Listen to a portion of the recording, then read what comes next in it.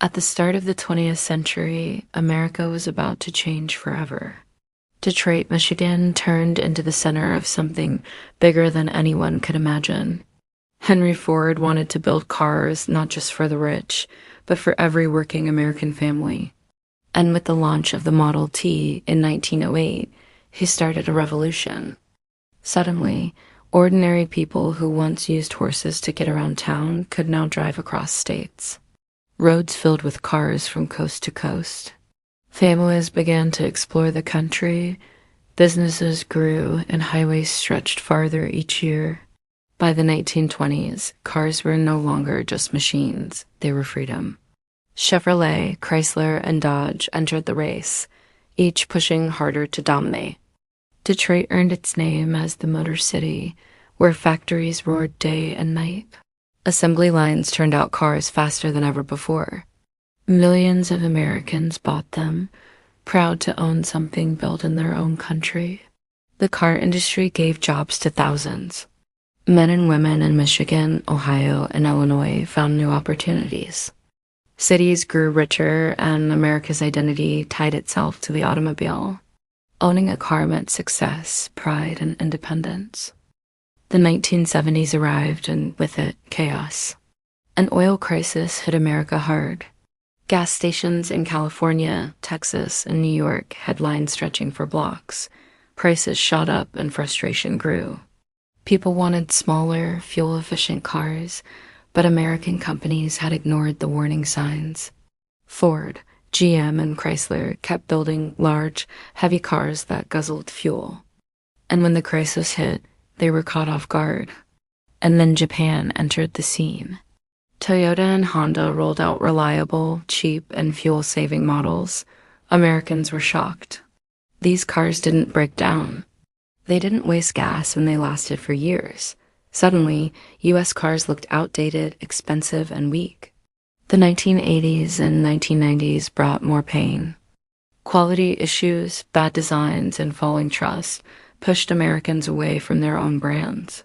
Japanese and European cars dominated the streets of Los Angeles and New York. Ford and GM struggled to keep up, and their reputation was fading fast. By the end of the 1990s, America's car giants were losing their grip. The industry that once defined the nation stood on the edge of collapse. Many believed the golden era of U.S. cars was over forever. The 2000s, the road grew even darker. In 2008, the financial crash hit. GM and Chrysler declared bankruptcy. Ford barely survived. America's auto industry seemed finished. But this was not the end. With government support and bold strategies, U.S. car makers prepared for a fight. Factories in Detroit, Ohio, and Kentucky began to rebuild. Workers returned, engineers redesigned, and leaders focused on fuel efficiency and new technology.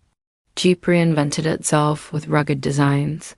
Chevrolet launched cars like the Camaro and stronger trucks. Ford introduced EcoBoost engines that gave power with better mileage. Slowly, Americans started believing again. The streets of Chicago, Dallas, and Atlanta once more filled with homegrown brands. It was not just about cars anymore, it was about survival. Detroit refused to die. GM came back stronger with electric models. Chrysler revived Jeep and Dodge. Ford continued to innovate. America had fallen, but it was climbing back up, step by step, mile by mile. The world watched as the U.S. auto industry proved its resilience.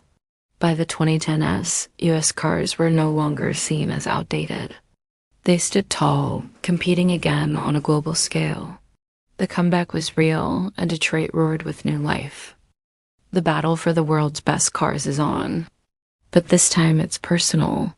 For decades, the crown jewel of the U.S. car industry has been Tesla. Born in California, the company shocked the world with its bold designs, long ranges, and futuristic technology. For the first time in decades, an American car company is leading the pack. But Detroit is not giving up.